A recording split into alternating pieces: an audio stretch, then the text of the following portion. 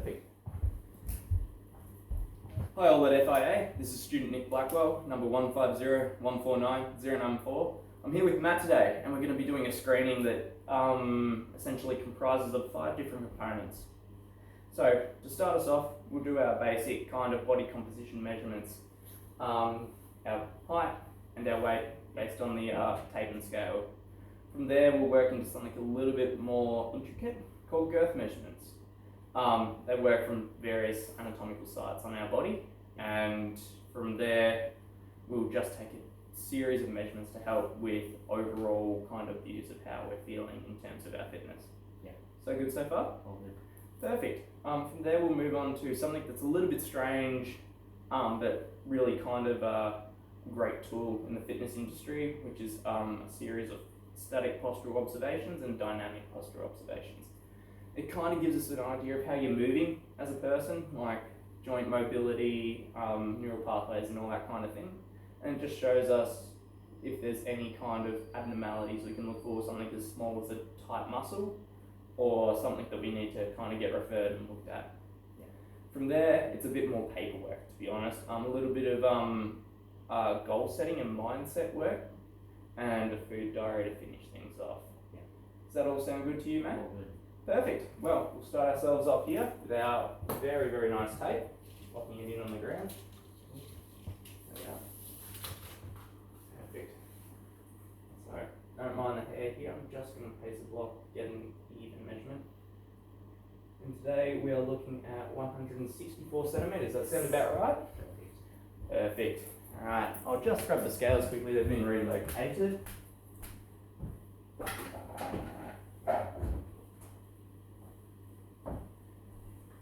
We'll set them up nice and front and centre for us. You don't mind sitting up, standing on them.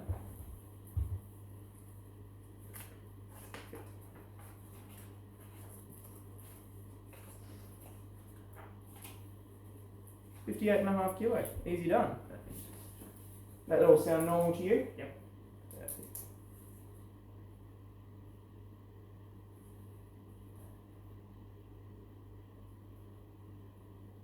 Alright, if you don't mind, we'll actually just jump straight into some girth measurements. Yep.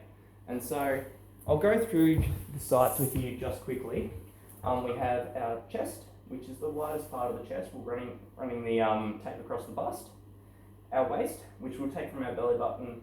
It's a great kind of anatomical site that we can recreate this measurement again and again for kind of consistency. Yep. Our thigh. So I'm going to get you to stand with your feet shoulder width apart at this point in time, and your where your middle finger reaches your thigh is where we'll take that measurement from. Again, it makes things repeatable. The arm will be taken at the midpoint of the arm essentially. Yeah. So the forearm, upper arm, I should say, between your elbow and your shoulder. Yeah. And your hips, last of all. Essentially, we're looking for the widest place of the hips. So essentially, we'll be including the glute in this kind of thing. It's not just your hip bone. And so with that one, we'll take 3 measurements. One where we assume the widest place is, Yeah. one measure below, and one measure above, and it'll give us an average. So if you don't mind, we're just going to crack on straight into that. Too easy. Easy done.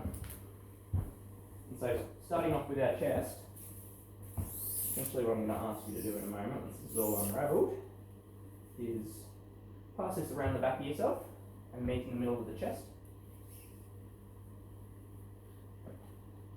Lovely. Oh, perfect. Doing my job for me. There we go. At 88 centimetres, that's easy enough. Perfect. And now we can bring it down while it's on your body to your belly button. Yep. Easy. That just agreed with it. That's it, mate. It's blanking in right there, and we got 82 centimetres. Nice. So I'll just take the tape for a moment just while I record these, because you know what? How many 80s am I going to remember? Yeah, I'm ready for them. 88 and 82. So it's pretty much the same position again, so I'll get you to wrap the tape around yourself once more. Yep. And so essentially we're aiming for the hips now, so the easiest way will be to find the middle of your buttocks essentially. Yep. And that'll be the widest place, and so we find this wide measurements. I'll take that. Yeah. And 93, and so I'm just going to wiggle it up a touch. Yep. 94, I'm just going to come down a measurement. 94 94. So we're at 93.5 really, to be honest.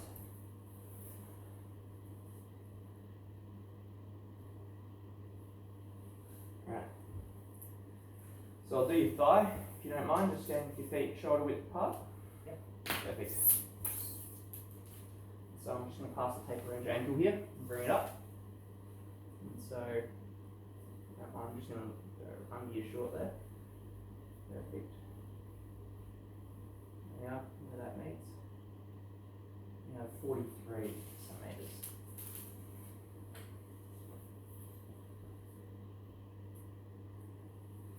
The last measurement I'm going to make is on your arm. If you don't mind, I'm just going to put a dot on your arm. Yep. Essentially, all I'm going to do is roll up this sleeve to your shoulder here. So, I'm just going to take a measurement between that and that. And that is 24, so 12. Oh wait, no, 29. Let me read that correctly. So, 14, 15. So,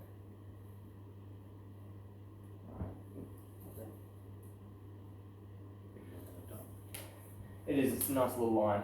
And so just at that point I'm able to recreate this measurement again and again.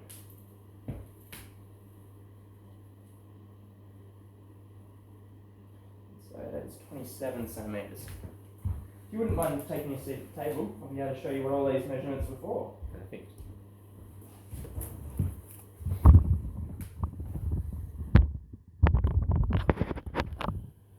Perfect. So, have you ever heard of a BMI before, or body mass index? Yep. Yeah, so we calculate this by dividing your weight by your height squared in metres. So if we're looking at this, we go 58.5 divided by 1.64 squared, and that'll give us a number somewhere here between, well, it could be anything at the moment, but ideally we're looking for between 18.5 and 24.9. Yeah. So if we go like this, 58.5 divided by 1.64 squared, that was 21.70750, so perfectly in the middle. Yeah. So, yeah, if you see, puts you perfectly in the normal category, exactly where I expect, so that's great to see. The second calculation we can get is a waist to hip ratio.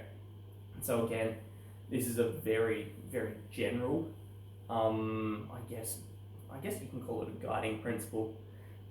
Men and women typically store fat on their hips and waist in different ways. Yeah. And so this kind of gives us a little bit of a indication of what's going on in that area. And so again, it's a very, very general principle because there's the old adage that even muscle weighs more than fat. So especially with BMI, that kind of plays into tricks, but that does also play here because muscle mass can sometimes skew this scale. But if we take our waist of 82 and our hips of 93.5, have a look here. Let's go.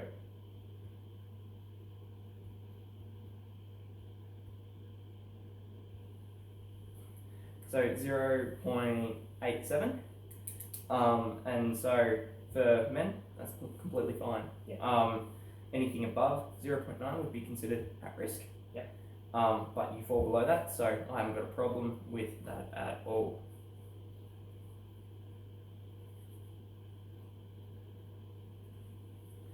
And as far as things go, we'll just knock out a couple more things while we're at it. I've got a sphygmometer here. We're not actually going to get your blood pressure today, this is what it's typically used for. Yeah. However, this does also show your resting heart rate. Yeah. So for us, that's kind of a great little utility to have a nice accurate resting heart rate. So I'm just going to come around here and slide this up your arm. Yeah, perfect. Just got to rest that right there. It's a bit of a stethoscope right there, so we'll be able to pick up your pulse really accurately.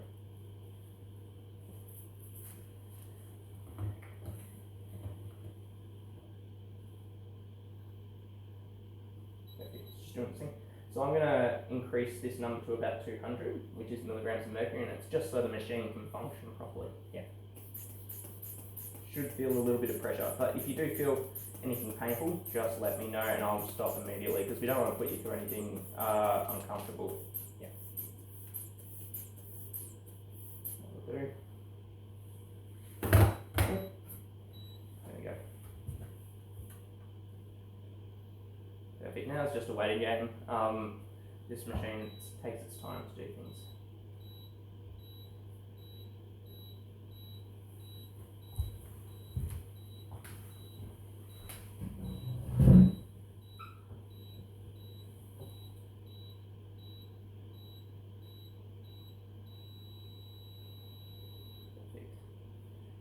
And we have a heart rate at the moment of about 87. Might be a little bit higher than normal. Walk downhill to come out. Yeah, potentially.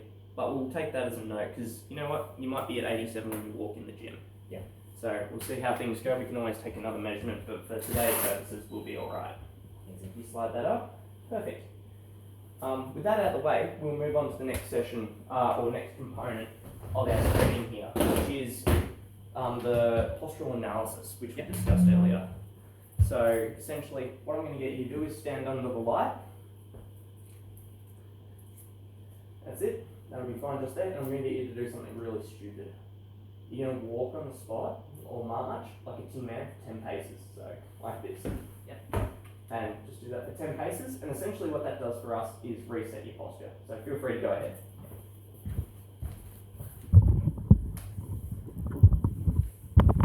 did lose count, so. That's alright. Feel free to stop whenever. Perfect. And so essentially I'm just going to observe observe your posture at the moment and kind of just give a running commentary on what's going on at the moment. So essentially I'm going to be working from the top down. Yep. And we'll just do that at this angle here, which is the anterior view, rotate your 90, rotate your 90, rotate your 90. And that'll be the end of this one. Yeah. But starting off, we'll start with your head. It's great to see. It's nice and level. No tilt, no rotation, so I haven't got any problems there. You do have a little bit of extra hypertrophy. Are you right-handed? Yeah. Yep. Yeah. So you've got a slightly lower right shoulder and a little bit of hypertrophy on the left. Essentially, you do a little bit more lifting one way or another, and that's kind of the resultant, but we'll see. I'm looking down at the moment and seeing your elbows. They're great. To be honest, they're sitting nicely against your body. There's no unnatural rotation or what we would consider to be concerning. Yep. Same with your palms. They're sitting nice and neutrally. A little bit of spacing, that kind of thing. All easy, well and done and dusted. Your shoulders, again, they seem to be sitting well against your body. We'll have a look at them in the lateral view and see if they're sitting forward at all. Next one is ASIS. And so this one, I hope you're okay with this. There are two anatomical points in your pelvis called the ASIS. Essentially, I've just got to locate them if you don't mind, and we're going to see if they're level. The pelvic, that'll kind of give us an inclination if there's further problems, because when the pelvis doesn't sit level, kind of means that there's something else going on somewhere else. Yeah. So if you don't mind, I'm just going to reach, there goes my pen, to right about here, and you can feel the two bony protrusions right about there. Yep. And good enough for us, they're pretty much perfectly level. Yeah. And so that's a really kind of easy indicator for us that things are pretty well on here, because if that's level, it means that most things below should be fine. Yeah. And if that's level, most things above it should be well supported and again themselves be okay. Yeah. I'm just going to keep working my way down, and essentially all I'm looking for is how you are at the rest of your joints. So your knees look great. No bow-leggedness, knees turning in or out, and your feet, while the arches are a little flat potentially, they're equal, and that's a really good thing. It doesn't mean that you have any kind of walking issues or anything like that. If you don't mind, I'm just going to try and find the top of your patella, which is your kneecap. Yeah.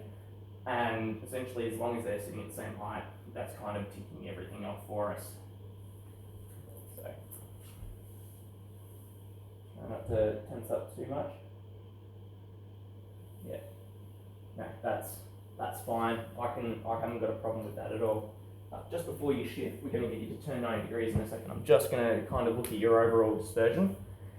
And so if I try and line up the middle of your forehead, your nose, and draw a line down the middle, it looks pretty evenly bisected. I can't say that you're kind of holding your weight on one leg or the other. It does look like you're doing it quite evenly, which is great. So if you want to take a step forward and rotate 90 degrees. Yeah, perfect. I'm going to get you to do 5 more marching steps just to reset your posture. Yeah.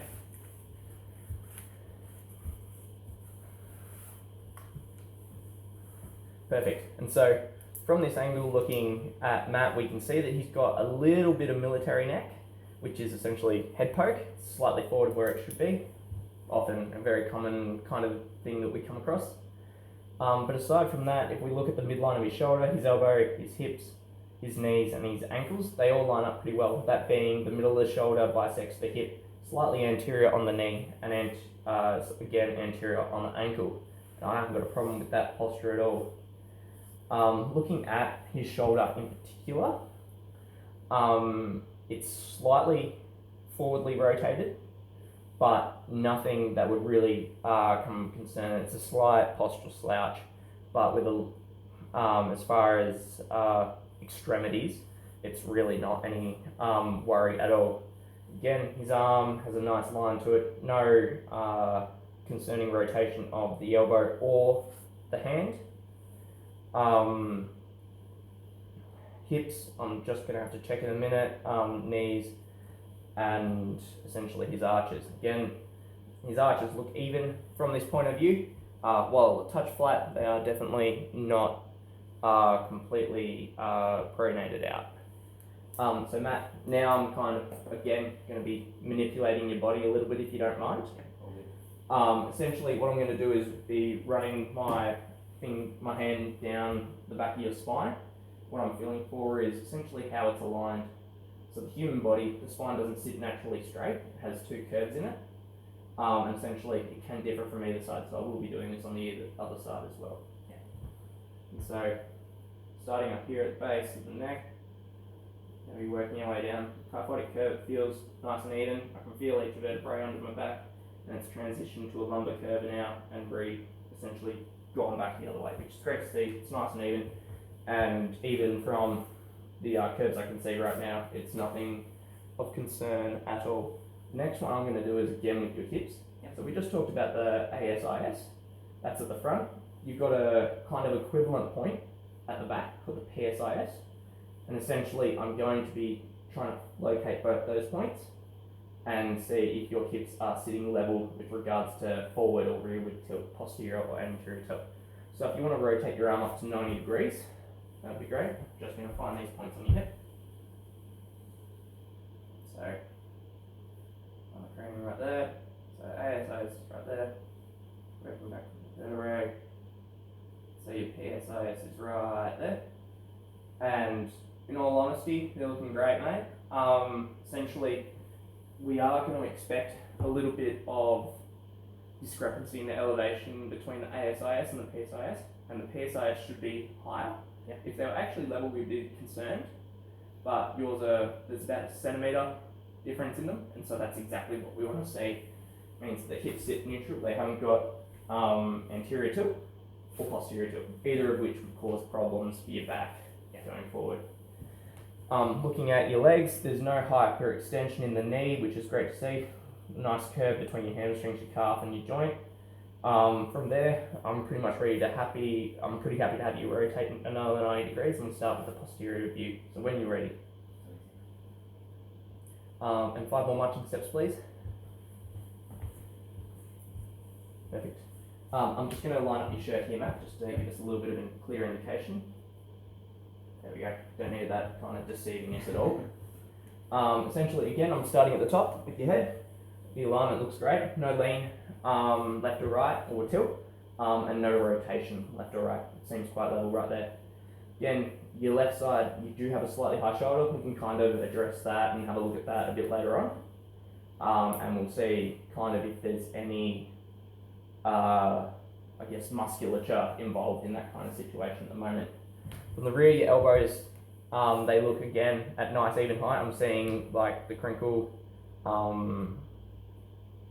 at the elbow processi at the same point, and your rotation looks the same.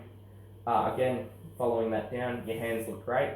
Essentially, great rotation, sitting naturally against your body, no excessive tilt either way. So now, I am just going to quickly look at the back of your knees.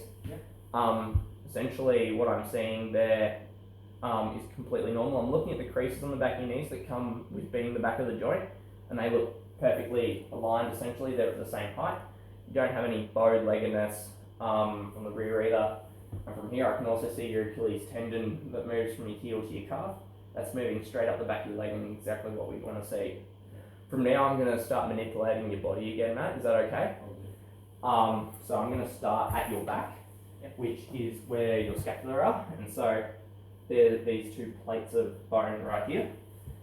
This is going to feel a little bit weird, but I don't know if you can feel this right now, but my thumb is able to get under that bone.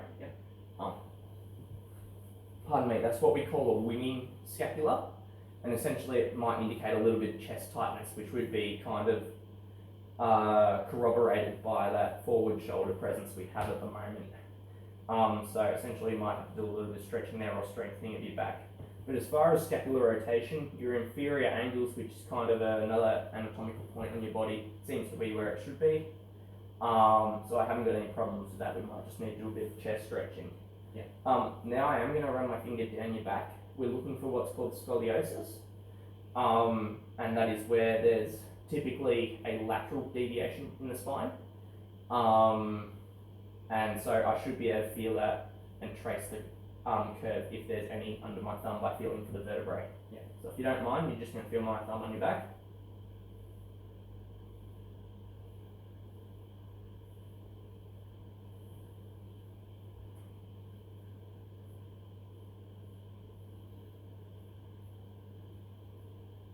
Alright, look, that looks perfectly fine to me. I didn't see any kind of deviation, I didn't feel it either. So that's really great to see. We're working our way down now, Matt, so I'm going to find both PS, IS again. And this is kind of reconfirming, hopefully, what we see in the ASIS, that they're both sitting laterally or level from the lateral plane. Alright, so I'm just going to look at your shirt here, mate. Perfect. So, there's one, there's the other. And again, perfectly level. I don't have a problem with that at all. That's, easy, and I'm happy to kind of just let that pass because there's nothing wrong with it. If you just stand there for a moment, I'm just going to try and evaluate the distribution of your weight, which does seem quite even, especially from here. Looking at your head, where I can actually see the line I've drawn in your shirt, following your spine. That all seems to divide your body perfectly into, so I can say from this point of view that your weight's right down the middle of the body, and it's great to see. So I'm going to get you to rotate 90 degrees once again, back the other way. So that's it, and now we're going to march on the spot. Perfect. Alright, and so now we're just doing the same thing again. And again, it's much the same as we saw from the other lateral view. A slight bit of head poke, but aside, the rest of the body is pretty well aligned. Your knees, they look fine. There's no hyperextension yet. I can say that safely. There's no hyperextension. While your shoulder is tracking slightly forward, so maybe a slightly tight chest, the rest of your arm tracks normally. No excessive rotation. It's not sitting out from your body at all. Your hands are nicely rotated. I'm just again going to start with the touchy-feely stuff. So to speak. So I'm going to feel for your spine in terms of the lumbar and kyphotic curve, and then we're going to have a little look at your scapula in terms of its protraction, and then your hips, which is the AS IS and the PSIS kind of ratio. Perfect. And so starting with your kyphotic and lordotic curve, I'm just going to run my finger down the side of your vertebrae, just feeling in terms of how that kind of goes and how that follows you back, which is pretty much the same as the other side and what exactly I expected. Your winging scapula, we can still feel that and we can address that. That shouldn't be a problem. It's just a bit of tightness that's likely here. In terms of your hips, you wouldn't mind lifting your arm up to 90. Just going to find the PSIS. So ASIS. There we go. There they are. So there's, yeah, I would say a centimetre discrepancy, which is exactly what we're looking for. I'm happy to kind of just move on from that one. I'm not looking into that any further at all. Knees, they look fine. There's no hyperextension, and again, your arches look quite well. So essentially, what we're going to have a look at is potentially a little bit of a chest tightness, and potentially trying to bring ourselves and stand up a little bit taller with our neck and head, so that we don't get that poke. Maybe a little bit of strengthening in the back as well to help with that. And so with that out of the way, we're going to move on to the next stage of the examination, which is the dynamic movement analysis. So I'll get you to do 3 movements. I'll explain them myself first, and essentially you'll perform a series of repetitions, and I'll just kind of observe what's going on there. Yeah. Are you feeling good enough to do that today? Yep. All good. Perfect. So we'll set us up over here if you wouldn't mind going onto the mat. So today we've got the trusty broom handle. Yep. Essentially what we're going to be doing today to start things off is an overhead squat. What we're going to do is essentially start with the bar resting on our head, just lightly. We want our arms at 90 degrees, and so nice angle there. We're going to press up. Yeah. Trying to keep the bar directly over our head. We're going to get into our squat position, which is a feet shoulder width apart with a slight bit of outturn typically. And then we're going to descend down as straight as we can into a squat. You can go to 90 if you need to, but keeping the bar up as high as you can. Yeah. And back up. And I'm just going to be looking at your range of motion. So if you're happy to do that. So on the head 90 degrees. Yep. So finding 90, you've done it pretty much perfectly. Press up. Perfect. Yep. And descend into the squat when you're ready. Nice. Keeping your heels on the ground, that's it. Yep. That's it, and come back up. Just keep going through that motion and just take a quick look. Yeah. Nice. Do you feel comfortable doing that, Matt? Like you're not feeling soreness anywhere? Not soreness, but I definitely feel off balance. Yeah, not a problem. You do have a little bit of weight shift in the movement towards your left-hand side. Yep. And we'll just see where that kind of leaves us. It may just be kind of a technical thing that we can correct quickly, or there may be just some muscle strengthening that we need to do. That'll do. Yeah, I've seen quite enough there. You seem to have quite good form overall, and there's just this little lateral shift that we can address at a later date. Yeah. The second movement that we're going to do is an overhead press, I should say. And so at this point, what we're going to do is we're going to rack the bar just the same, so at 90 degrees, and then we're going to put it down just at our chest, and avoiding smacking our nose, we're just going to press over our head. Yeah. So I'm just going to be looking at your shoulder rotation there, seeing how things are going. So if you're happy to do that, come take front and center.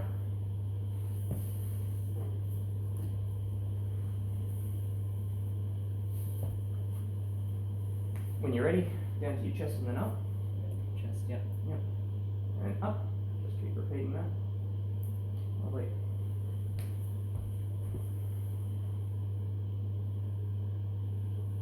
Nice.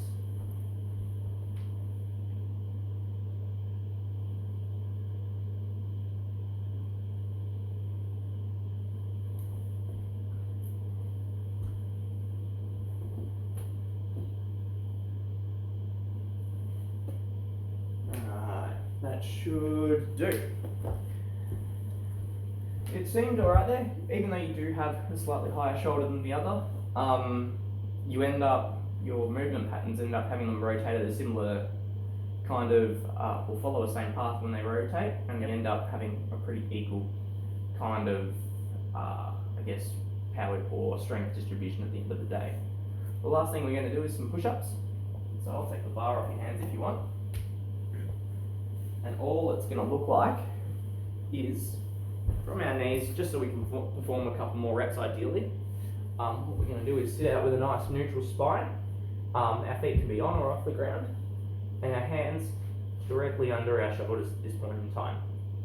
And so when we press down, our elbows are going to be nice and close to our body. Yep. They're not going to splay out. They're not going to be so pinned up tight that we're uncomfortable. Just sitting nice and naturally close to our body. Yeah, I'm just going to press up. Your body doesn't have to touch the ground. I just want you to descend so that your angle is about 90 degrees. Yeah.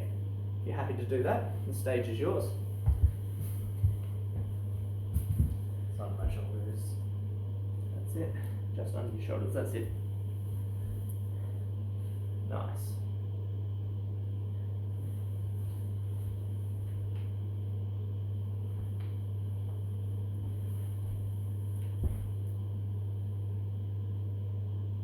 Yeah, good. Give me 3 more and that should be about it. Righto, that'll do, Matt. That'll do. So it seems pretty good.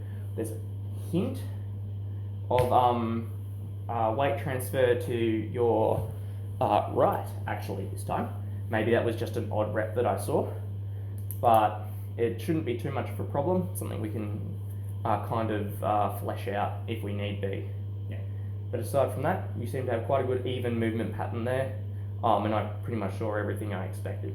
If you don't mind, we'll take a seat back up at the table and flesh out the last couple of parts of this screening. Yep, easy.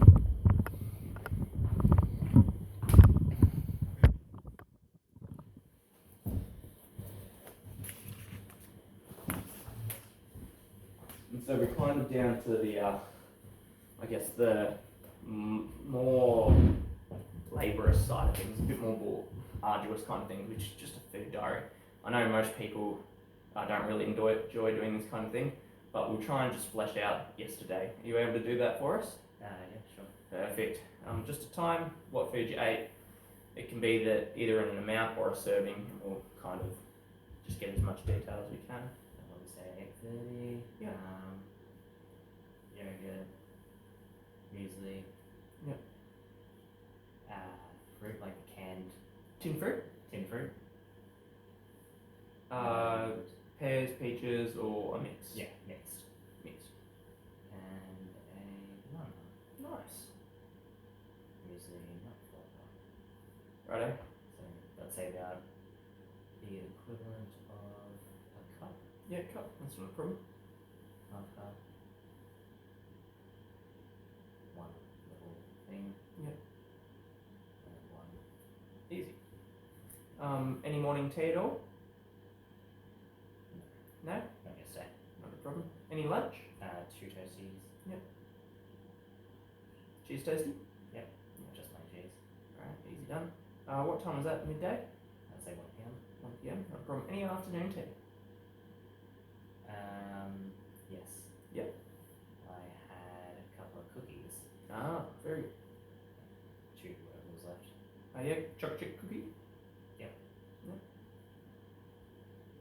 What And time was that? That would have been about 4. Not a problem. And for dinner, I had an omelette, so 2 Okay. toast, equivalent of 3 egg. Yep. A little bit of cheese. Yep. And that was it, and that was at 9 o'clock. Yeah, right. Any dessert, any alcohol last night? No. One, 2 teas, and No. that's it. No problem. That's easy done. And so we're on to the final page, which is a kind of a mindset page. Not necessarily brainstorming, but kind of just seeing how you are sitting with regard to this kind of fitness journey that you're undertaking. So essentially, in your long term goal, what do you kind of want to achieve with this? To be able to, as far as long term, Yeah, to feel fitter, be fitter and stronger. fitter and stronger, not a problem.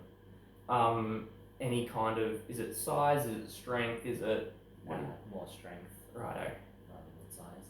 Yeah, and I can understand that would be quite a hard thing to measure. So I know often on your first day, we may test you, or we'll definitely probably test you within the first week, and I might suggest that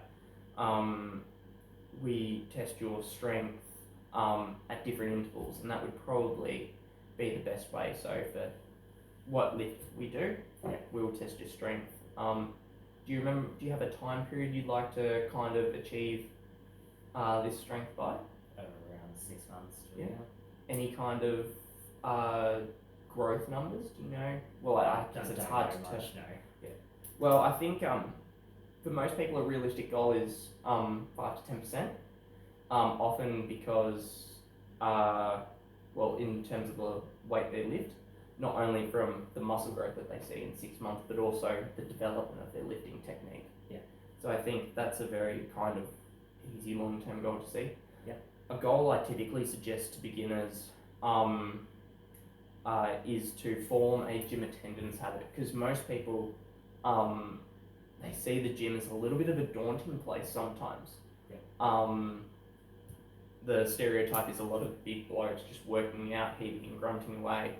But the reality is not all gyms are like this, but despite whatever your gym is, and we'll try and make it as enjoyable for you as possible, we just need you to turn up, because consistency is the key to our training here, whatever it is we're doing. Easy. Perfect.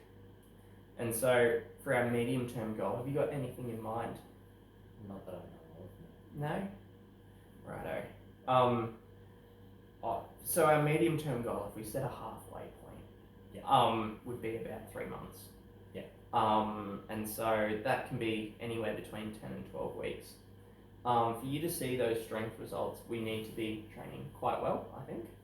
And so I think another great indicator would be that in the fitness industry, you're likely to start off as a beginner client on a certain type of program. Typically, it'll be smaller and less complex exercises.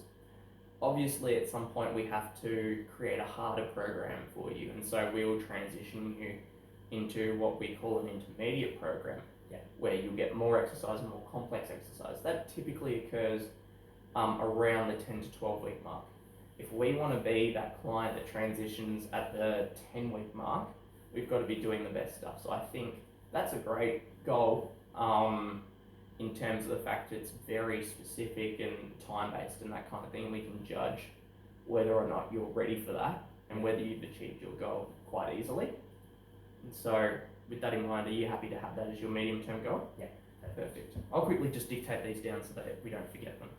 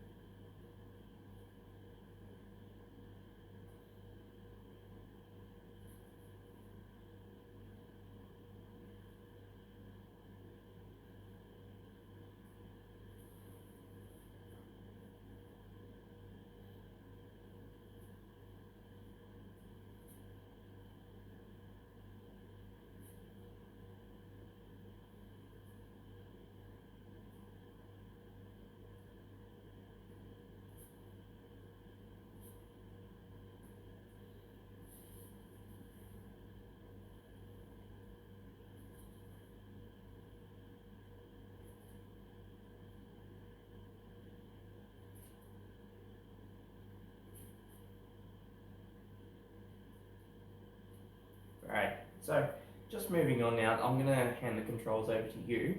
We've got this just small questionnaire, 12 questions, and essentially what you're going to do is use the scaling system here to kind of define how you feel.